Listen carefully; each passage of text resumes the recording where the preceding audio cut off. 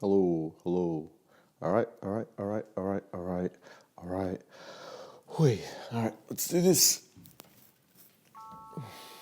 Just in case. Oh, is that good? Is that all right there, Majid? Is that okay? Hi. Hi. Hey, sorry, bro. Trying to psych myself into this chat with you. Bro, you really, really, really hurt my feelings, Majid. How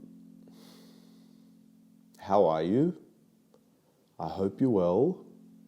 Dear diary. Oh, what the hell is this? I don't know, Majid. I really, really don't know what it is. It's, I think, simply a consequence of the fact that you refuse to speak to me.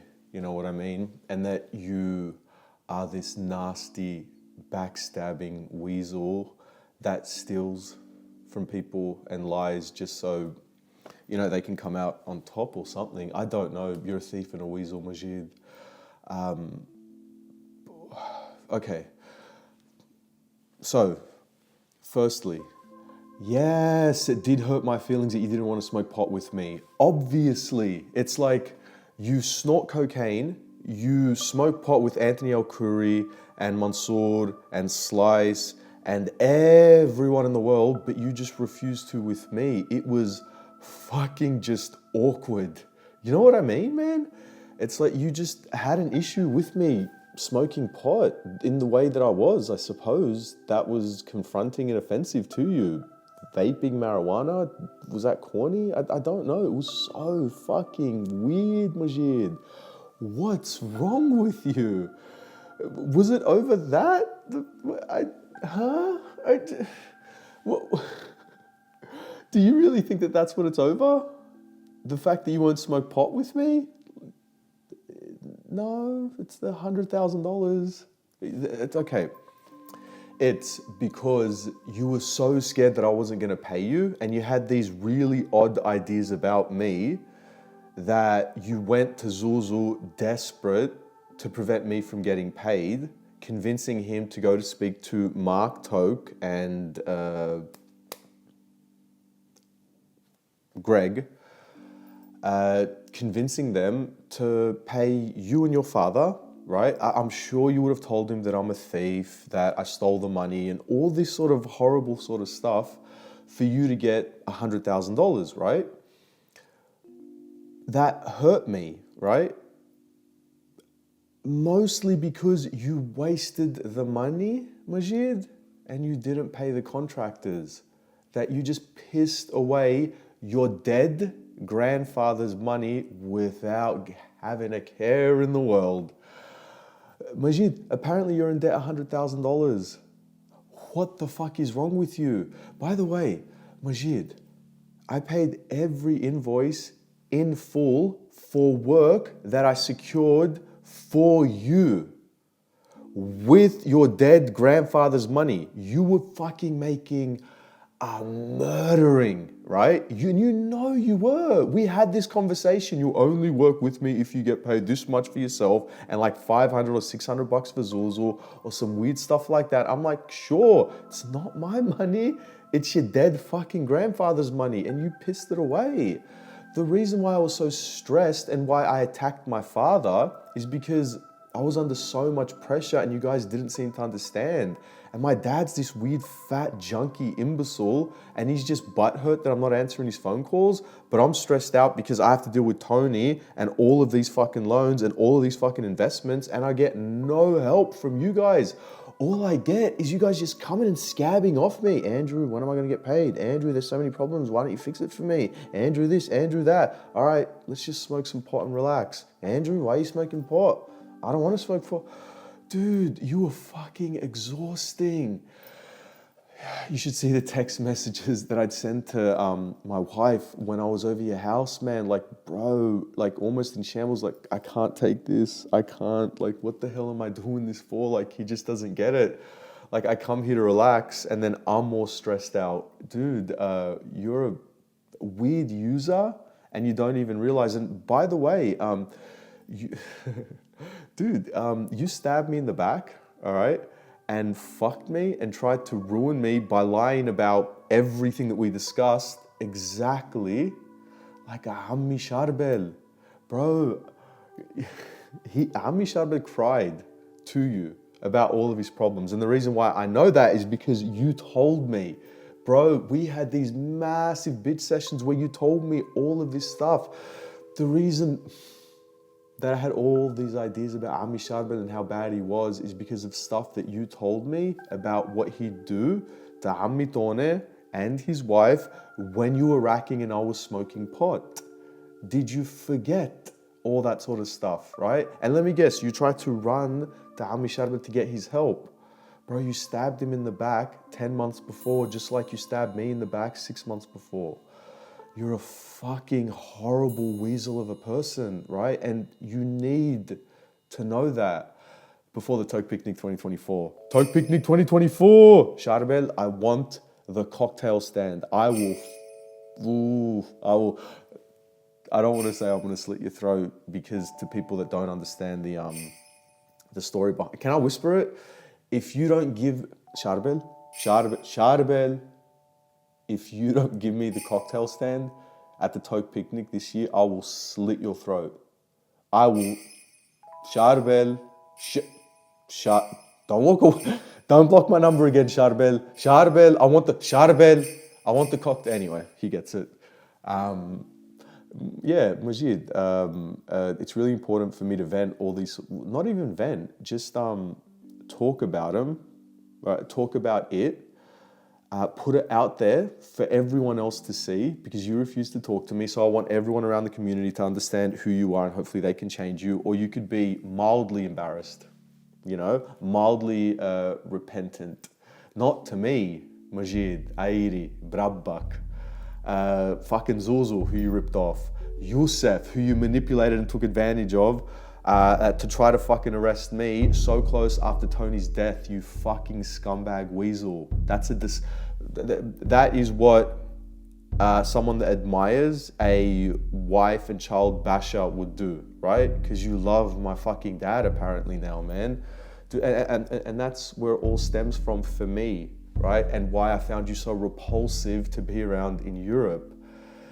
It was that you obviously took my father's side in all of this, and it was just galling for me to sort of just come to terms with that. It was hard for me to come to terms with because that's just weird, bro, because I've cried to you about what my dad did, right? When I was high on rack, you have that cathartic emotional experience when you're snorting cocaine, and when you snort enough and you have enough baggage, it just comes out. You know how I feel about my dad. It's so odd that any of what happened surprised you. I suppose it didn't.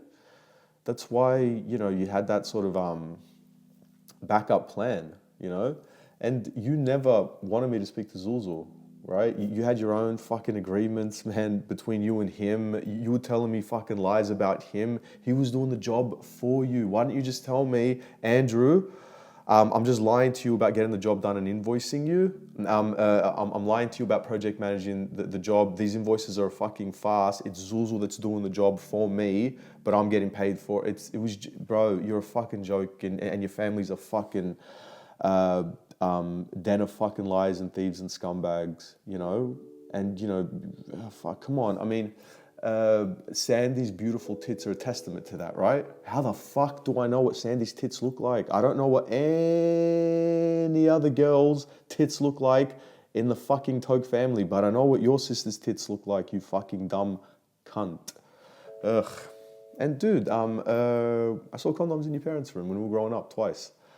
And your mum's a fucking weirdo that like stabs her husband and her cousin, my uncle, in the back, and then stabs me in the back, and then expects me not to fucking, give people the receipts. Like, man, I was talking to Martami Rosa. She knew what I was going to do, and she still stabbed me in the fucking back and didn't, contextualize what was happening to other people. She was just so concerned about her reputation, that slimy slut, right?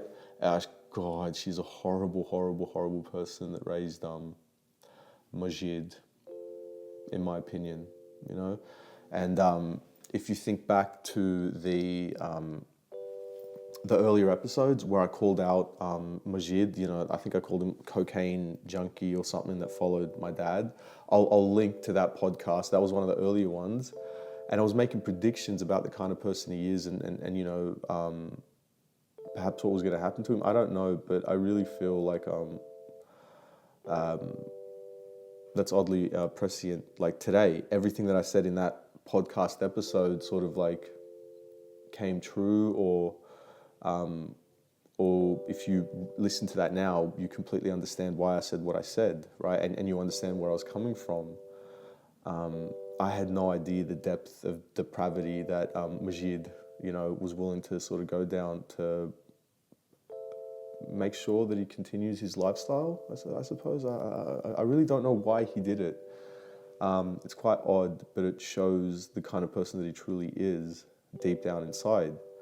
And I've heard that he's working back as a labourer with Ozco, and that it's fine, it's all good, because again, he's masking, his real anxiety behind his ennui, pretending that everything's okay. And that's the thing, it shouldn't be okay. You should be upset, you should be more apologetic, you are a disgusting, depraved, lying cheat that is over the age of 30, has never had a proper relationship with someone of the opposite sex, that they didn't have to pay for, that you have to pay for it. Yeah, I don't know. It doesn't look good, your prospects for the future. I don't think that they look great. How do you steal $100,000 after you got overpaid $150,000 worth of invoices, a $40,000 truck, and end up in not broke, but in $100,000 debt? Because there's something wrong with you and your family. Your disgusting father, your depraved brother that shoves fucking drugs up his ass and sells it at festivals, and then goes to fucking Anton and thinks that he's got the moral high ground and I'm gonna go to jail or something. It was fucking preposterous, man. I'm glad that I got to vent and really sort of put you and your family in their place, because you are appalling people, in my opinion. And you need the Taouk picnic more than most, right? Biha from Maji, right?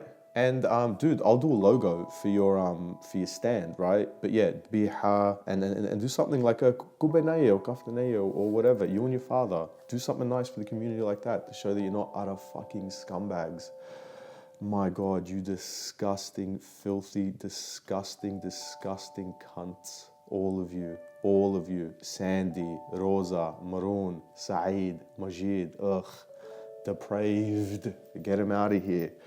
Except the Taouk picnic, bring him here, Kaju. Ooh, I love them in the Taouk picnic, because the Taouk picnic's sacramental and healing. That's where, we go to really bury the hatchet, So it's really important for me to vent, to talk, but to also promote beneficial social gatherings, I think. And I think, Europe, bro. Sorry, just one more thing. Before you stole $100,000 from me, I took you to Europe, business class. Yeah, we were using money from Ajid's estate, I get that, right? But that's because we got concreting contracts worth over $250,000 that we were supposed to do, right? But we didn't. Yeah, did you go to St. Peter's Basilica? Did you go to the church? Did you have a religious experience? Were you repentant? Were you seeking anything? Like, did you get anything out of that fucking $20,000 trip for 2 weeks? I got so much, man. I drove across Europe in a beautiful car that you paid for. Northern Italy, Lake Como, beneath the Alps, man. Austria, all this amazing stuff. And I came back with perspective on what my issues were, and with a clear plan on how to get it done. But I didn't plan for it to get this dirty, but I knew that it was going to get dirty, just not this dirty. It's fun. It's all good. Yeah, dude. That was your first business class trip. That'll be your only business class trip, I suspect. That was my 6th, just so you understand, okay? And the 7th will come this year, all right? Jesus Christ, you really, really, really tried to bring me down? No, man, no, man. I was upset because of Tony, mostly, and the way that my father treated Tony, and Tony passing, and you guys being the way that you were, with Tony in the background, and the fact that I couldn't give him the love and support that I could because of you fucking scumbag cunts. I was upset because you wouldn't smoke pot with me, but then it became so much more than that. You revealed so much about yourself, Majid. May God have mercy on your soul. Huh. No wonder Brittany broke up with you, innit? Alright, bro. Love you. Bye.